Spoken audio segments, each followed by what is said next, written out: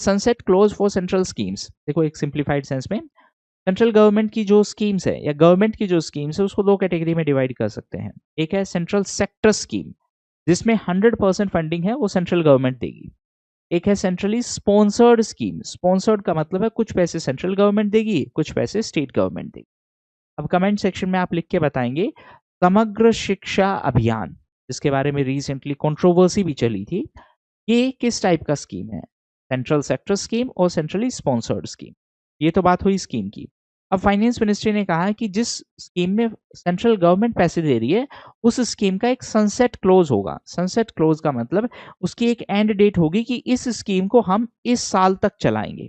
एक random example, जैसे कि इस स्कीम को हम 2030 तक चलाएंगे। क्यों एंड डेट की बात कर रहे हैं? अदरवाइज होता क्या है कि स्कीम अनाउंस कर दी है, वो हर साल उसका फाइनेंशियल एलोकेशन है वो इंक्रीज होता जा रहा है और उसका रिजल्ट हमें दिख नहीं रहा है। तो गवर्नमेंट ने कहा है दो चीजें करनी पड़ेगी। स्कीम के लिए पैसा चाहिए तो जो लास्ट साल पैसा खर्च किया है उसका रिजल्ट लेके आओ। दूसरी बात, हर स्कीम के लिए एक सनसेट क्लोज होगा कि इसके बाद हम इस स्कीम को डिसकंटिन्यू कर देंगे ताकि ये पैसा हम किसी और स्कीम पे लगा सके। ये पूरा इश्यू है।